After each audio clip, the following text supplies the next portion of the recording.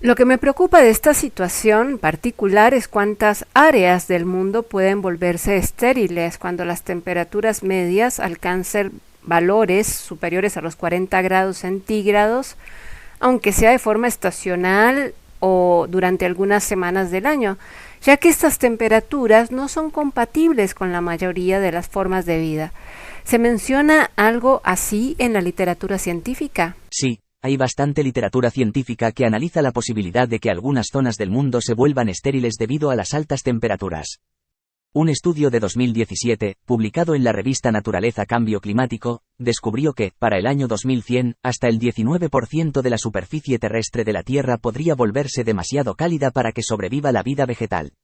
Incluso si esto sucede solo durante unas pocas semanas al año.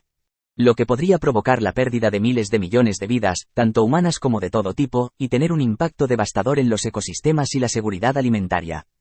Hay otro estudio, publicado en la revista Ciencia, en 2018. Allí se estima que incluso si el calentamiento global se limita a 1,5 grados centígrados por encima de los niveles preindustriales, tal como se acordó en el Acuerdo de París, todavía existe el riesgo de que algunas zonas se vuelvan demasiado cálidas para la vida vegetal. El estudio descubrió que hasta el 4% de la superficie terrestre de la Tierra podría volverse demasiado cálida para las plantas durante al menos 20 días al año para el año 2100. A continuación se presentan algunas áreas específicas que están en riesgo de volverse estériles debido a las altas temperaturas. Oriente Medio y Norte de África. Esta región ya es una de las más cálidas y secas del mundo, y se espera que se vuelva aún más cálida y seca en el futuro. Asia Central. La selva amazónica, que ya se enfrenta a las amenazas de la deforestación. Si las temperaturas en el Amazonas continúan aumentando, la selva amazónica podría volverse demasiado cálida para que sobrevivan los árboles y el ecosistema podría transicionar hacia uno de sabana. Y el Ártico, que se está calentando al doble de velocidad que el resto del planeta. Es importante señalar que estos son solo algunos ejemplos de las áreas que corren mayor riesgo de desertificación y que se siguen identificando más, a medida que avanzan los estudios sobre el tema.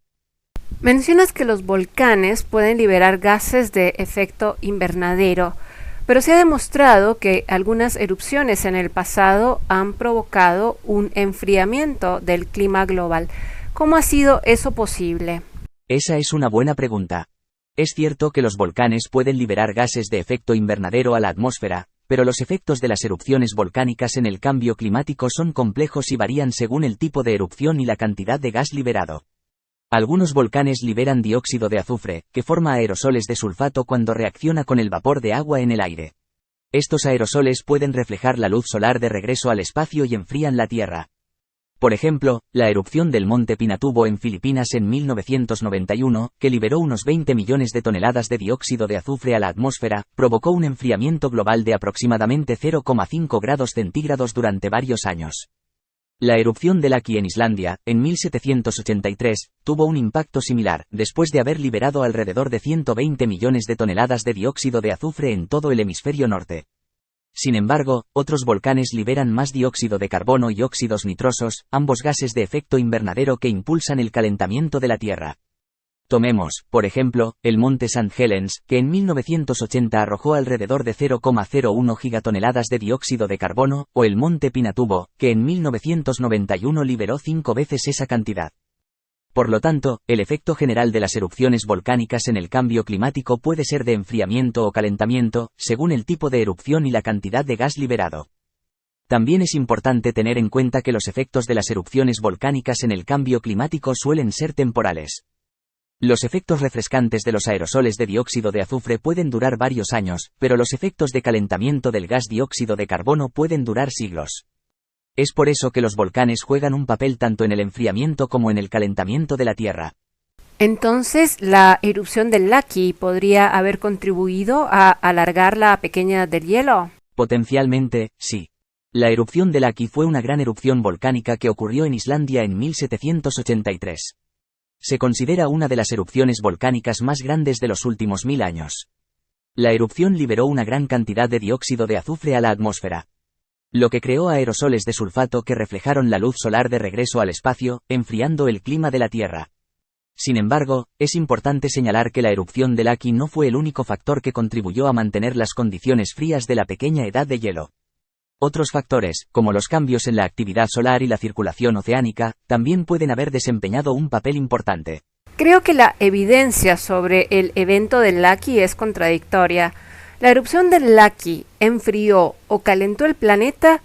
Mencionaste que también liberó una gran cantidad de dióxido de carbono.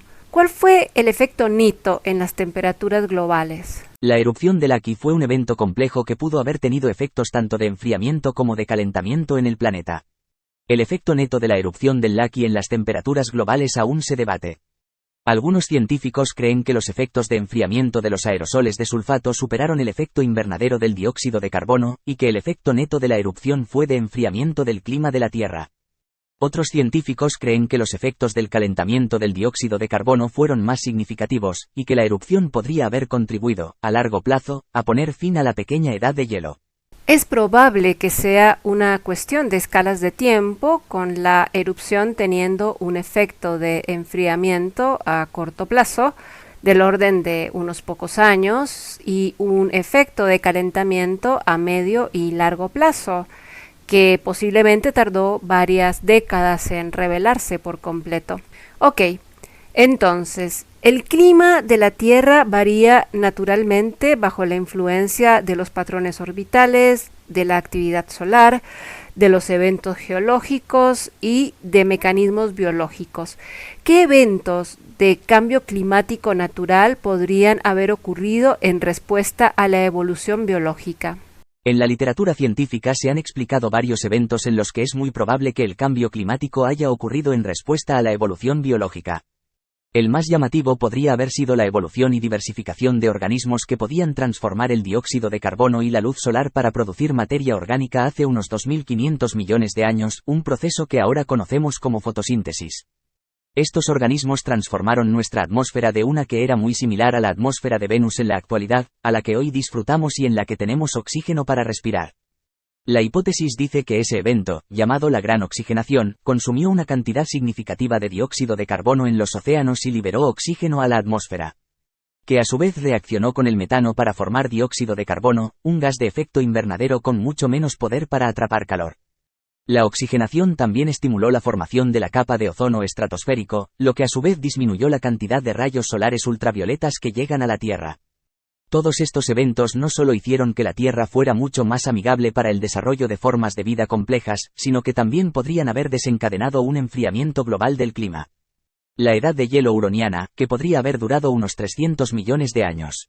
La gente entiende en general que los organismos evolucionan para adaptarse al cambio climático, pero nos interesa aquí más aquellos casos en los que la aparición de una nueva forma biológica o un nuevo síndrome metabólico podría haber desencadenado el cambio climático. Mencionas la gran glaciación que resultó de la evolución de la fotosíntesis.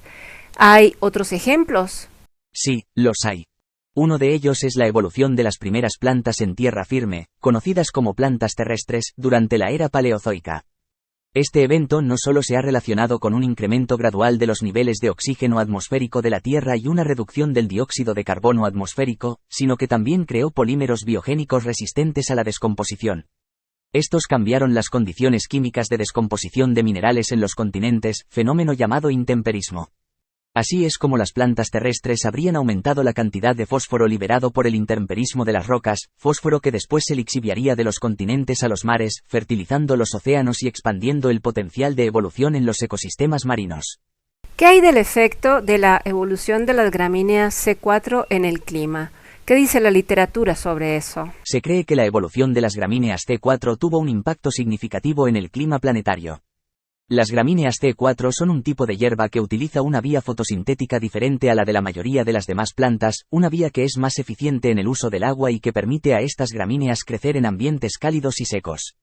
Se postula que la evolución de las gramíneas C4 permitió eliminar de la atmósfera una gran cantidad de dióxido de carbono, ya que al poder realizar la fotosíntesis en ambientes demasiado cálidos para otras plantas, se hizo posible que la vegetación absorbiera dióxido de carbono de la atmósfera incluso en condiciones de temperatura y sequedad más severas. Aunque se cree que el aumento en la cantidad de dióxido de carbono eliminado de la atmósfera ayudó a enfriar el clima de la Tierra, este evento también podría haber cambiado el albedo de las regiones que estas formas de vida llegaron a ocupar. las que pasaron de ser estériles a densamente vegetadas y altamente productivas. De los muchos estudios sobre el tema, mencionaré uno de los más completos, Pastos C4 y Cambio Climático, de Smith y Siska, 2011. Muy bien. Hasta ahora creo que me has dado suficiente material con el que trabajar. Sin embargo, antes de finalizar esta primera parte, me gustaría preguntarte, de todos los temas que hemos tocado hasta ahora, ¿cuál crees que es el más urgente en relación con el calentamiento climático? ¿Qué es lo que más destacarías en un video educativo? ¿Cuál es el tema específico del cual el público necesita saber más? Esa es una gran pregunta. Creo que el asunto más urgente, en relación con el cambio climático, es la necesidad de reducir las emisiones de gases de efecto invernadero.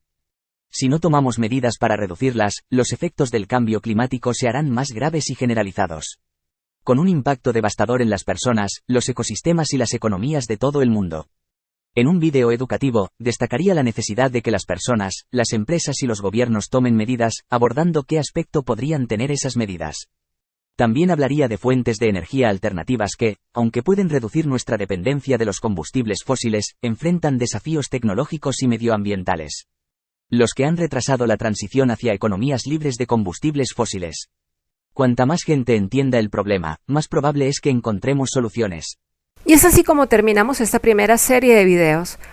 Las siguientes 3 series son, tal y como amablemente ha sugerido Bart, sobre los desafíos que nos esperan y las acciones que podemos tomar para ayudar a frenar las emisiones de carbono. Mi agradecimiento especial va al equipo detrás de Audacity, el software de grabación y edición de sonido que empleé en la edición de videos y podcasts, y a la gente de Google que creó la extensión de Chrome de lector de texto, sin la cual la voz de Bart habría sonado bastante menos atrayente. Las fotos, los esquemas y videos con los que apoyé las explicaciones son de terceras personas, las cuales cité donde corresponde cuando fue posible. Un enorme gracias va para ellos también. Espero que nos encontremos en la próxima serie. Mientras tanto, buena vida. Saludos.